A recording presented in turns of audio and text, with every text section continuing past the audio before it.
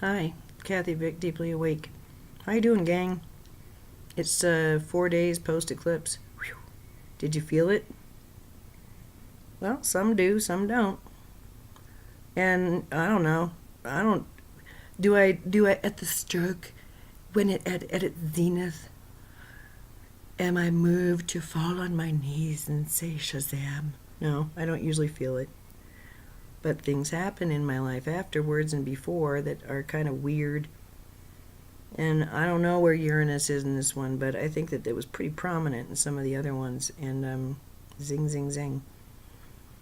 So, I mean, I look for patterns, and the pattern is that most unusual things that have to do with high strangeness occur around eclipse time. Well, great, good, because I asked for a reset. I would expect things to reset. Good. So I'm not going to complain about how, oh, things are different now. Well, isn't that the point? I think it is. But what's different? Oh, there's some things that are different for me. Energetically, there's been some things going on that I want to report, and I find it, I'm stopped from reporting this, and I don't know why. I can't tell you how many videos I've done trying to describe this event, and I have been unsuccessful in its publication. So, I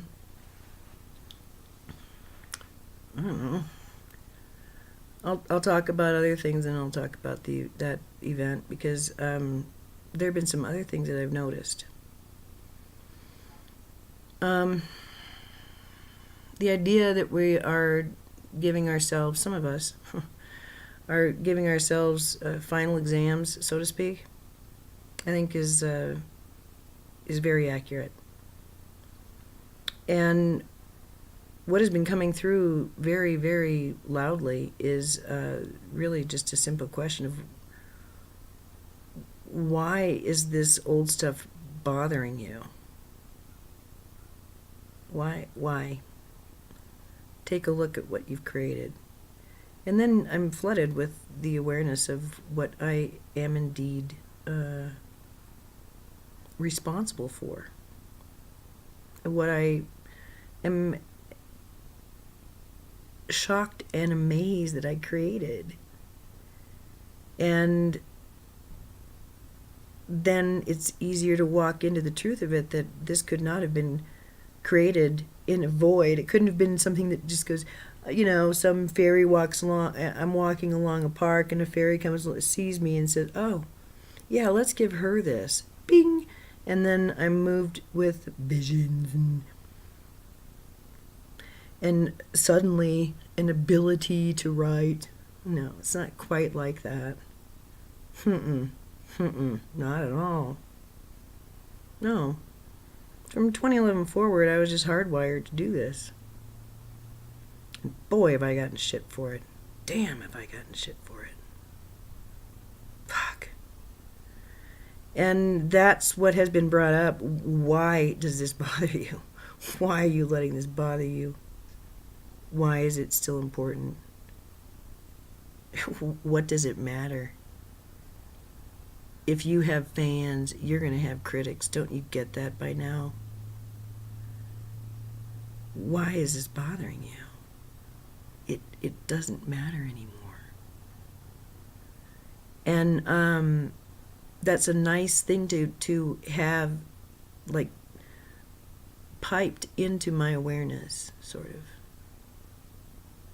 But it was a thought when it first came that was highly juxtaposed to actually the matter at hand, and certainly the feeling tone of the day. So it's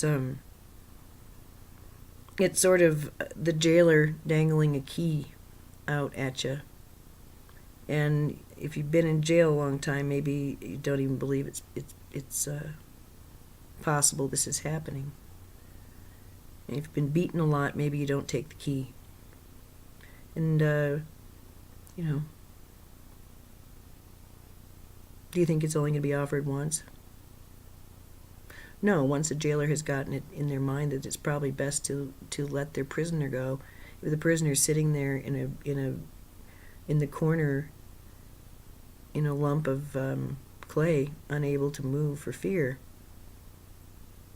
well, it may take the jailer some time, but the jailer's going to figure out what they've done and find a way to reanimate the prisoner. So that's a beautiful metaphor, I think. And what I'm noticing as a result of these changes is it's not just certain thoughts or realities in my personal life or whatever, my thinking thing that are challenged, but it's also it's so far outside of what is normal and safe and rational, just rational. What's occurring politically and in current events, the response is so irrational. And by that I mean why we don't have legislators having emergency sessions to fix this health crisis of, we've finally decided we've had enough of. So, but I see another mass murder like that happened now. It was on the 14th. I get the same feeling that I always get when these things happen, and it's the same feeling I got when I watched the towers fall. And it's not as if people don't die, but they're dying because there's an agenda, and it's vile, and people don't want to accept it. Although the pattern is right there. And it's some of us are just more aware. I think that this is, I think all of us are now aware that regardless of who's doing it or why, there has to be action. And seeing inaction and seeing disrespect tells you who knows what's going on. Who has a hand in the agenda. And with I saw a tweet over the weekend that said it was in response to President Trump bashing the FBI, and the tweet was, you keep bashing this like it's a drum, but it's actually a hornet's nest, or something to that effect. And I thought, you know what? That's exactly right. This is not something that's going to continue. And I look in, and it's like looking into a macabre looking glass world. And so it's hard for me to feel a lot of investment emotionally, and it's hard for me to feel fear. That's not the appropriate response to what I'm seeing here. I'm not afraid anymore of what's going on. This is on a collision course. It's not Tennival. And that's a really good thing to see. So that same voice of why are you letting this bother you? You're keeping this alive. Well, there are certain things that I'm aware of that I straight up would prefer it a different way. And I am keeping none of this shit alive.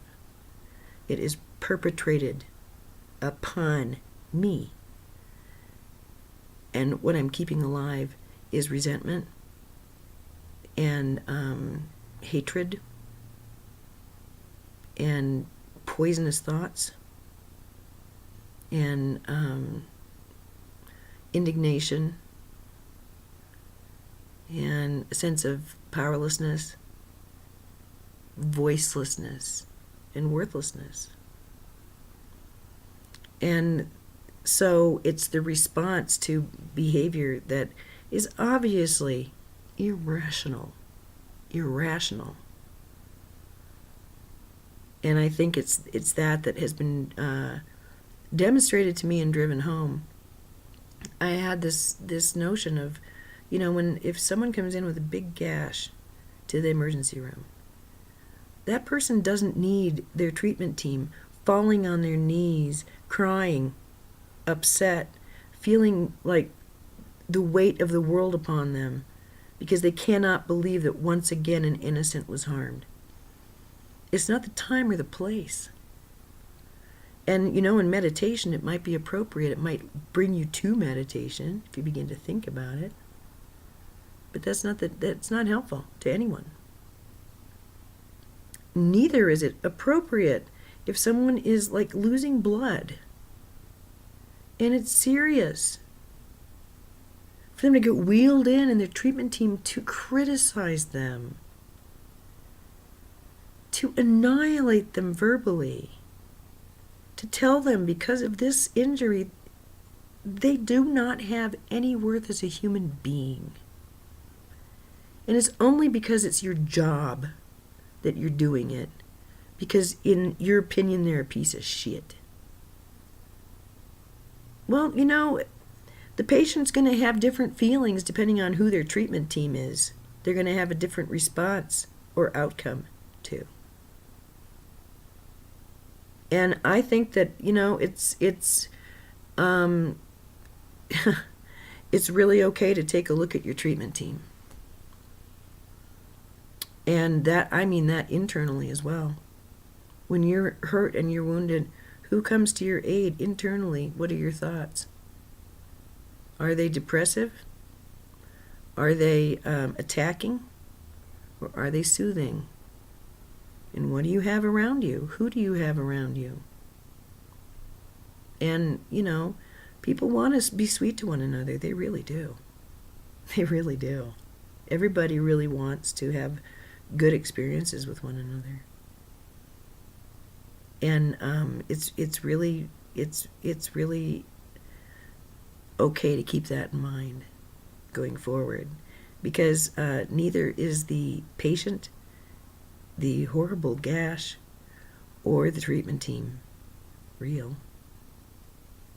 It's a metaphor, and there are metaphors going on in your life, in mine. So I will tell you what happened, and I don't know why it is that I can't seem to get it out. Maybe if I say it last, it'll be somehow publishable. And one last thing, as I move toward my solar return, my last solar return was last year. I'm going to honor this one, I guess, in a, final kind of way. As that looms, in a very great way, I've been moved to sort of see all of it a little bit differently. And so I'm going to be talking about astrology as it relates to this thing that I'm doing, which is functioning with 2 natal charts and having one very, very, very strong, and then have that be mixed with another sort of influence, and then to have that second influence take up primary position and have the first set of geometries, the first natal chart, less the guiding force of the lifetime. So that's a pretty esoteric thing, and astrology is pretty esoteric, and some people are just like, ew, what's that smell? Did you say astrology?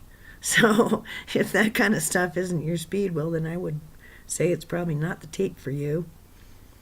But I'm going to go far and deep and long because I've learned a lot of stuff. So I'll be doing that next, and then I've got a bunch of really cool things that I'm going to be doing for the home. So I'll tell you what happened on the 14th. I think that my last video was on the 13th. It was great. It was really fun. And the one before that, it's just like, whoa, what? Called Hardcore Ascension stuff. Wow, wowie zowie Batman. That's a helpful one. Whew. I feel normal and good after I listen to that.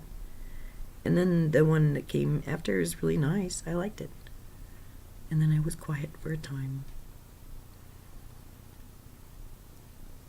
But I think it was the day after I did that video, the 14th, I woke up and I opened my eyes and there was like a real fullness behind my eyes, and my head hurt in an icky way, and I was super dry, and I just felt crappy. Oh, God. And it was just the way that I sometimes do, and I know exactly what to do for it. I need to drink lots of water, put some lemon in it, put some salt and honey in it if I got it around. Lots and lots and lots of water. I need to be in water, and being that I was pretty dehydrated, I wouldn't put salts in, just regular water. I need to ground if I can, have my feet on the earth, not on concrete, on the earth. Preferably looking up at the sun with my hand on my heart. That always makes me feel better. And one on my pelvis. I feel so good. Root vegetables, I needed potatoes. Because I was feeling staticky. That's how I describe it. Just staticky. Just like itchy, but there's no way you can scratch the itch, and nothing feels good. Nope. Nothing. May as well go back to sleep. So I did my thing and I went back to sleep. And I slept for about 3 hours, 4 hours. And I woke up and I felt better. Not great, but better. And I continued to drink water, and I picked up my son, and it was Valentine's. And we had so much fun. We had a really nice time. We took care of each other, and we said really nice things about each other. We shared things we really, really like about each other and love about each other, and what we're thankful for. It was really fun. And then we spent it together apart, which is a fine, fine way to spend an evening, I should say. So I was left to my own devices after about 5:36, and it was dark. And I thought, well, I'm feeling so good, I think maybe I'll just lay down and take a little nappy. Maybe I should just go to bed early and call it quits. I laid down, and I closed my eyes, and the spin was so intense. So intense that I really was pretty sure I was going to puke if I stayed laying down. So I got up. Oh, man. And then it began. And I had probably 3 hours of something I've never experienced before. It was astounding. It was beautiful. It was full on. It wasn't like visions where it's just like pictures or even sort of a sensory reality, but this was like full on something else. And looking back on it, it really, the only thing that's the closest to it would be if you like sat up in the middle of full on REM time, and you were in like one weird, impossible scene after another because you're dreaming full on. But you're up and you're drinking water and you say, now this is not a seizure state, but this is certainly an altered state of consciousness, I'll give you that. Because at the time and looking back, I have no memory or interest in my visuals. I don't care. And the content, doesn't matter. Because I understood at the time, but it didn't matter. That I was sort of being, I don't know, it's like showing somebody something shiny while you're doing something. Oh, look at this, see, isn't it pretty? Oh, keep looking. Because I was getting delivered like a crap ton of information.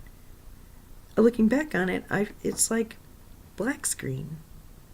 But at the time and now, the sensation physically, is huge blocks of information that's so dense that it's like black. Instead of writing line by line, it's just imagine a voluminous work on transparent paper. That'd be a lot of black. It would probably look like just a big box of black. It was instead a whole lot of information. And so I just let it roll. Why would I not? It's just man, oh man. Never experienced anything like it. And it was fun. It was awesome. And I'll tell you that it's not like it was me just sitting there for 3 hours. I tried to lay down again, and the spin came on again. I sat up, and the spin was still there, but it wasn't as intense. And so the spin was there the whole time for the rest of the time. During that time, I actually watched the news for a little bit. I probably drank water, and I may have gone to the bathroom. And I'd lay down, and the spin would be so bad, I'd need to, I gotta get up. And then it would be on me again. That was the 14th. So, like midway through the evening, I knew that that shooting had occurred. And I had all the thoughts and feelings and all that stuff that went along with that of, oh, look at that. I know my take on that. Well, isn't that interesting? And all that stuff. And shit. What the fuck? We are so retarded. Just like, wow. I hate America so much at this moment. And then spin. Get up. So I guess I'm saying that to let you know that it's not like, I don't know, Saint Bernadette the Divine who goes into her little broom chamber and just goes, wee, all the time. All right? So, there you go. I guess that's all I really have to say. I feel best when I am in mind of certain things, and I feel crappier when I'm not in mind of them. And I'm given ample invitations and incentives to not be in mind of them. And yet I also have actually, at this point, far more incentive and far more people who are totally down with who I am and what I am becoming. Oh, imagine such a thing. And that's kind of what I want to kind of tie into the astrology thing, because I see the, one way of being in the world that is perfectly typified by the political process and some of the rank abuses of power that we're seeing, and how little Americans are held in respect or honor. I mean, obviously, if middle America was thought highly of, things would be different around here. They would. They were in the 70s, so, it's not as if I'm talking out of my wherever. So, I mean, there are some things that are just obvious, right? And to say they're not real or true that's the delusion. So this playing with reality, well, I think that more than one person's going through that kind of thing right now. And so I want to, I guess, close with talking about that shooting, because something new is happening. they hit the they hit the hornet's nest a little too hard and a little too often. And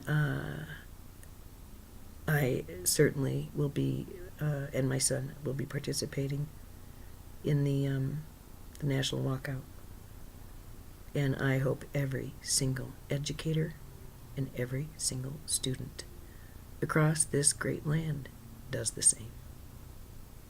Shut the system down until they stop picking off school children.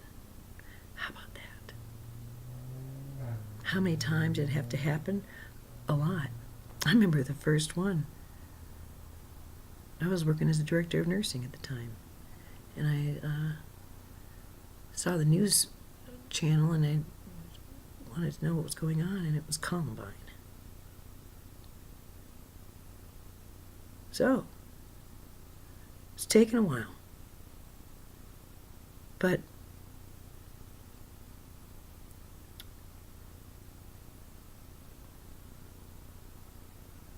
that's what I'm seeing change within me. Like I said, there are just some things that are just, why am I even paying attention to them? It's not relevant. In the case of the mass shooting things, it's not relevant if the gun owners and the gun companies and the gun lobby, it's not relevant if they get mad, if their feelings are hurt.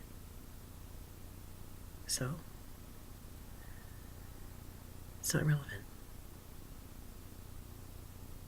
It's not relevant to worry about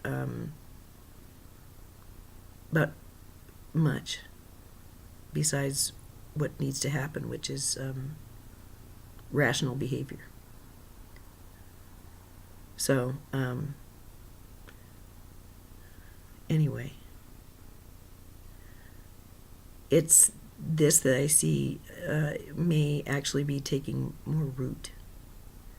And it makes sense. And it's really okay to be confused, and for some days to have things that are hurtful or scary or dysfunctional matter a whole bunch. And it's okay if you get upset, when you hear the news. It's okay if you cry. It's okay if you're angry. It's okay. All those feelings are okay. But there's going to come a time when any argument that at all excuses this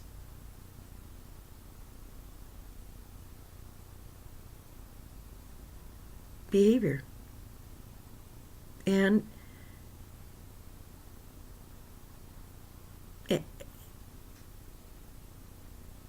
that's what's going to be irrelevant.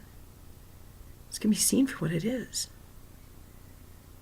And I think that really, when it comes down to it, human beings just really, a lot of them just want to be accepted.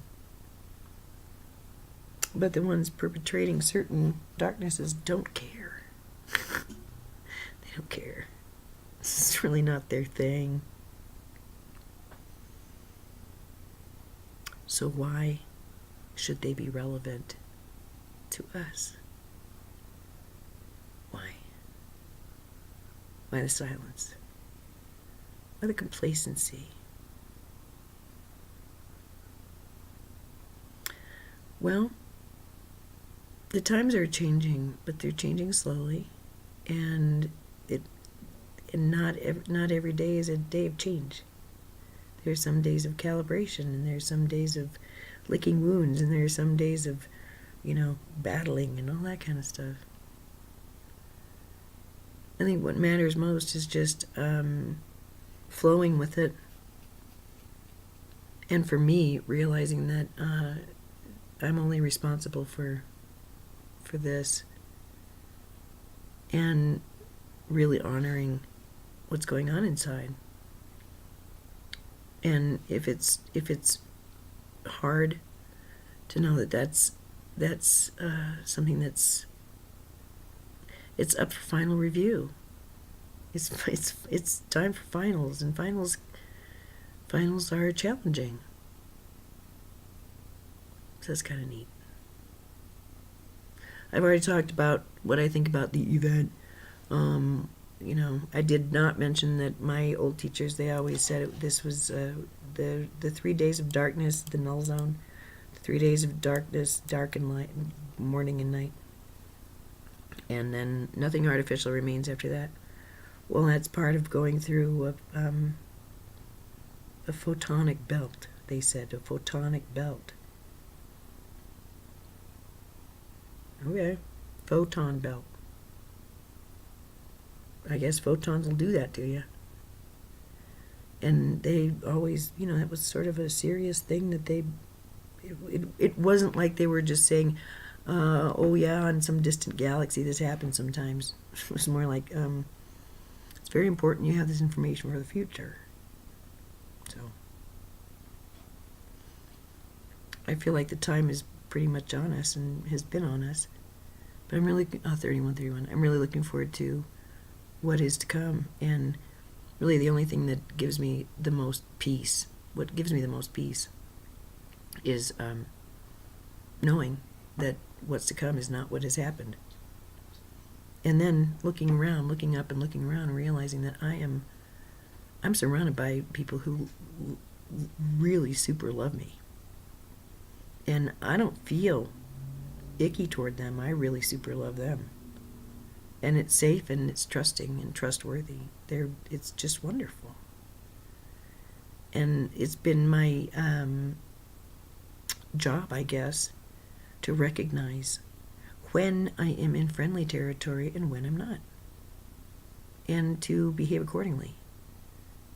And so with that, I think it's really perfect leaping off into these fascinating charts and to use astrology as a tool for self-knowledge, for evolution,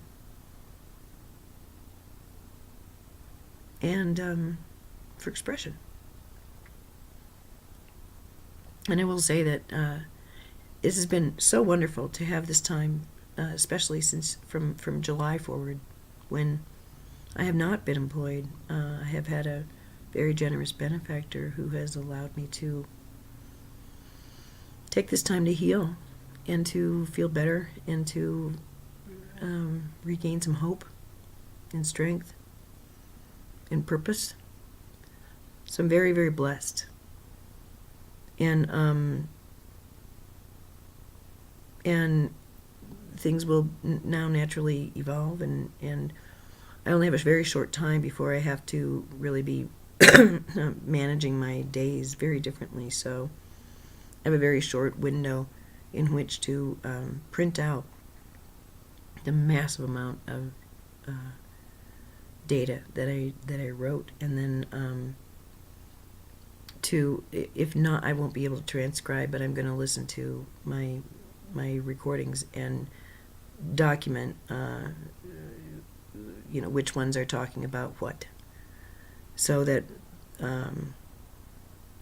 when I'm on the mend, I'm putting together Becoming Deeply Awake. So I have that project and so many others. Good night. It's really so false to look at my life and think that I am anything but a dedicated worker and communicator and a ceaseless believer in the light of my own being. And I think that alone is a wonderful thing to bathe in. And it's what I give you today. I don't really care what anybody thinks of me, says about me, or is convinced they know about me. at this point, I know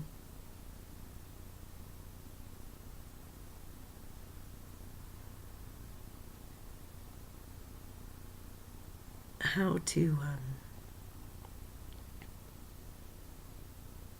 manage that information, what it means, how important it is. Because there's no way that I can say it's just a certain way. And think about when a teacher would explain something to me, and yeah, that's their utterance. That's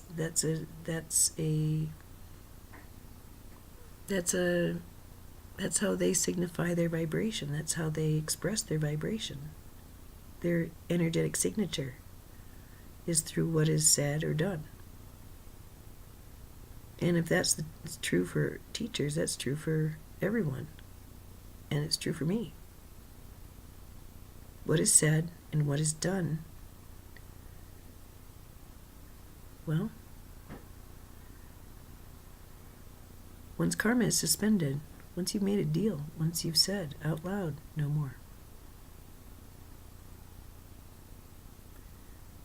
then really there should be no need to instruct unless it's requested, right?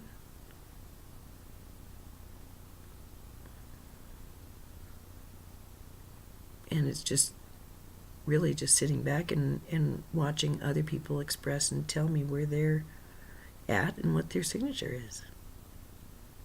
And blending with mine, wonderful. Then we have a match. And if it's discordant, well then, don't want to play that very often.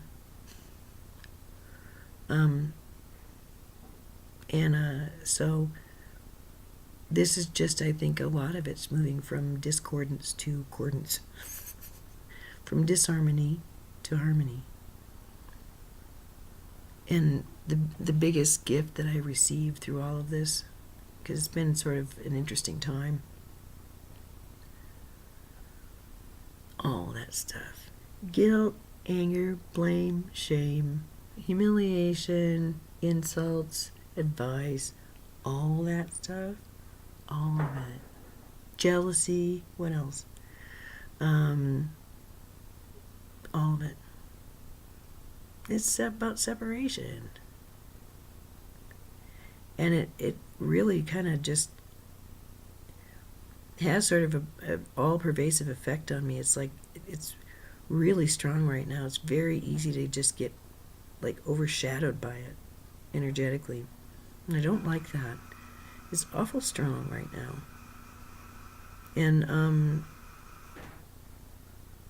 what's happened as a result is that I have done some work energetically this morning that was really astounding. And take it to the bank kind of stuff. And I was given very clear information, and it was just obvious there's nothing to do but take care of this energetically. And the treatment lasted a good half hour, and I took a break in the middle of it, but then I kept coming back to it. And it was blended, and it was really wonderful. And it's done. There's nothing to review. There's nothing to, pray about any further, or even look for signs of. It's done. And that was a good reminder that above this, and that's what the information I've gotten, above this sea of emotion that we are so readily invited to dive into when we watch the news and hear about children being slaughtered, or we hear about some person who's having issues or whatever. We're handed somebody's pain and told it's ours. All of those things. Well, it seems to me that this is the time to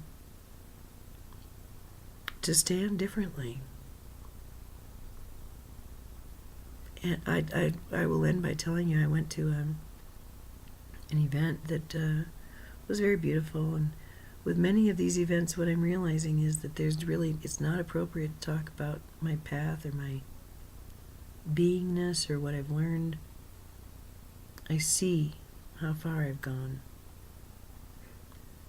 I see how hard of a taskmaster I've been with my own expression. And I understand myself better, differently, and with far more awe. And with you really super can take a break now. You can. Any thought that you are dunce, or that you didn't get something, or that you don't understand, or that you don't stand as some sort of unbelievably beautiful thinker and master of at least her own reality, that just has to drop.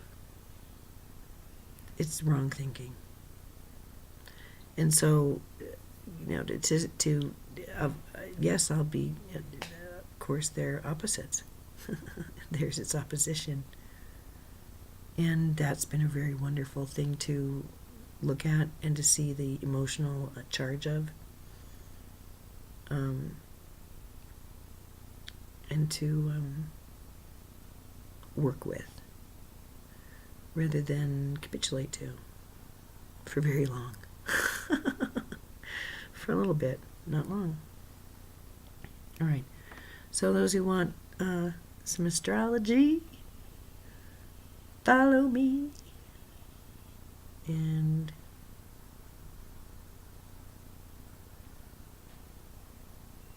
that's my energy report. I wonder what it's been like for you. It's crickets. I don't know what it's like for anybody but me. I haven't been checking in. Not all that much. On Facebook a little bit, but nothing very deep to see where people are at. Maybe as we get through this eclipse cycle, I'll re-engage. But I really think it's true what I was told in meditation, that it's going to be till March. There's some really big things going on, and it's really just, there ain't going to be really anybody about until March. That doesn't mean I don't have friends and that I don't see them, but it's just going to be different after that. This is not a time to do anything but fly by, saying, yeah, everything's good, see you in a little bit. 43:34. All right, you guys, thanks a lot for listening to me.